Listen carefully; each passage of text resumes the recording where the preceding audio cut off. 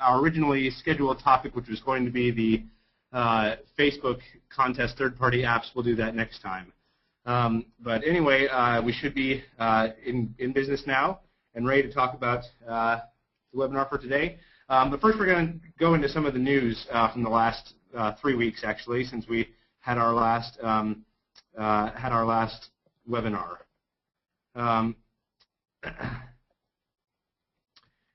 And can you all hear me? I just want to make sure you can all hear me. So if you can, just go ahead and let me know if you can hear me. That would also be great. Okay. Okay, great. Sounds like we've got audio just fine. Okay. All right. I promise I'm going to just continue. Well, the first thing that I had to share today was actually just this fun sign that somebody had posted on their Facebook profile that I thought was humorous and just humorous enough to share with you today. So, in case of fire, please exit building before tweeting about it. Always good advice. In the news, first of all, if you remember, I think it was a couple months ago at this point, President Obama had a town hall on Facebook, and this past week he did the exact same thing on LinkedIn. This tells me a couple of things. First of all,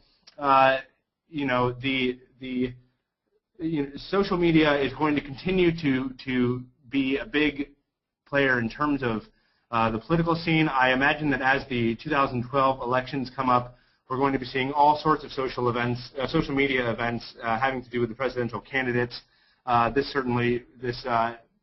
one that President Obama did on LinkedIn is certainly sort of a pre-election tool for him as well.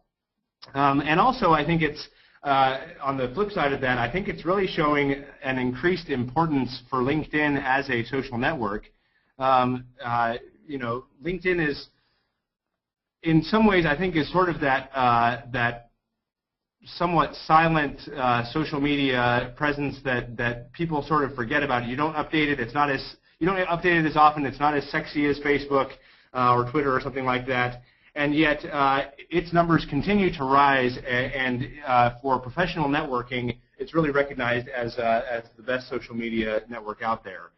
So I think it's just an important thing here that the President Obama and his staff, would say that LinkedIn is important enough for him to do a town hall there as well. So anyway, just an interesting point. Groupon this past week unveiled what they're calling Groupon Goods. The difference between Groupon Goods from sort of normal Groupon, normally Groupon has made its headway by offering you credit or deals on things at local businesses.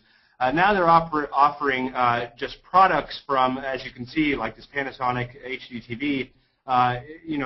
These are consumer products that they think people will be interested in, and they're giving you a pretty good deal on it. Clearly, we're not seeing the same 50% and higher deals that we see on local businesses, but it's interesting to see Groupon getting into something that is sort of not local at all, but much more related to consumer goods and tapping into that market. And they are unveiling this even amidst some new financial numbers that have come out.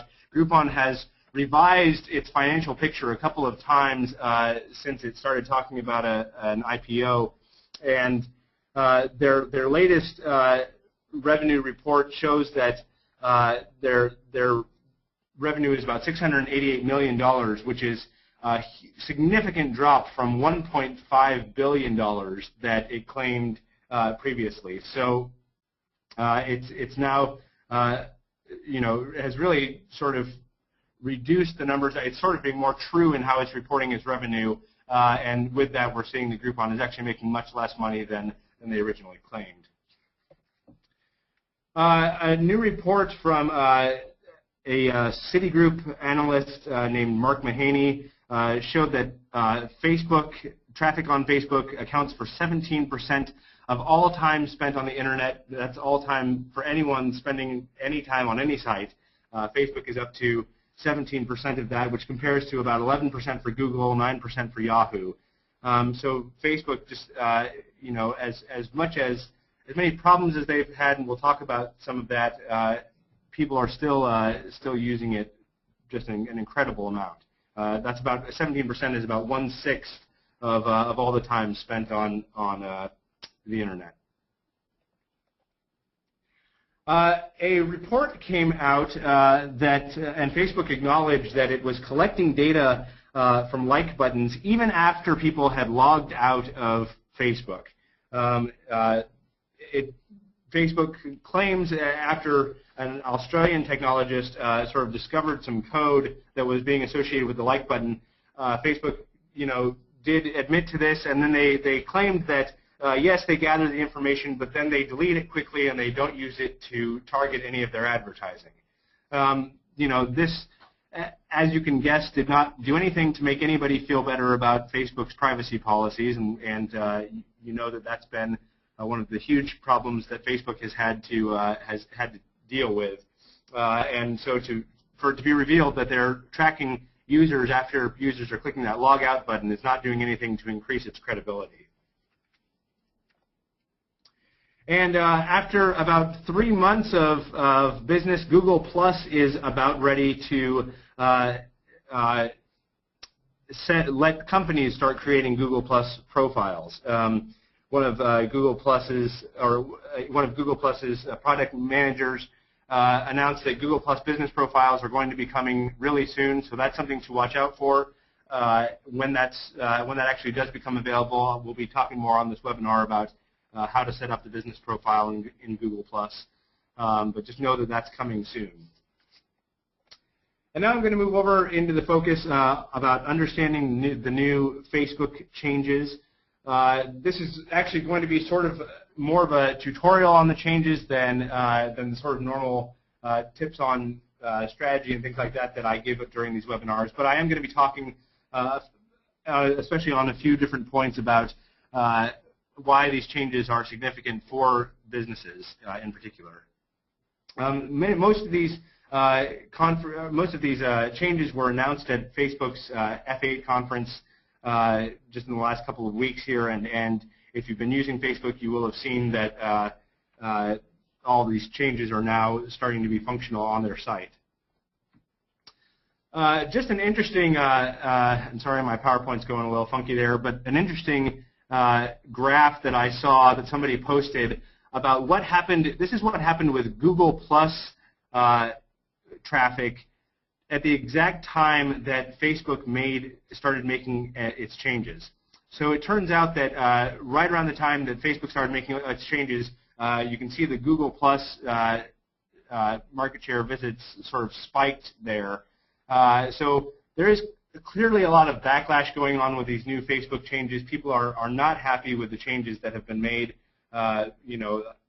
Certainly from my own sort of informal sample of my friends, once the changes came out, all sorts of people were complaining on Facebook and threatening to leave Facebook, though I don't think I've actually seen anybody leave yet, which I think tells us something. But there is just a huge user backlash to this, as there is whenever Facebook changes things. And these changes were pretty significant, and frankly not ones I was happy with either. But I'm not leaving Facebook either, so there we are. One of the changes that I don't think this is a super recent change, but it is one that I wanted to make sure I pointed out, is that now within your administrative settings for your company page, Facebook has added this featured option. And what the featured option lets you do is, for all the pages that you have liked as a company, right now those are randomly displayed. 5 of them are randomly displayed at a time on the left-hand side of your company page. But you can actually feature some of those companies by selecting them here and saying, you know what, I really, I've clicked like on all these companies, but actually what I want to do is I want to have, my top 3 or my top 5 or my top 10 rotate through on that featured space.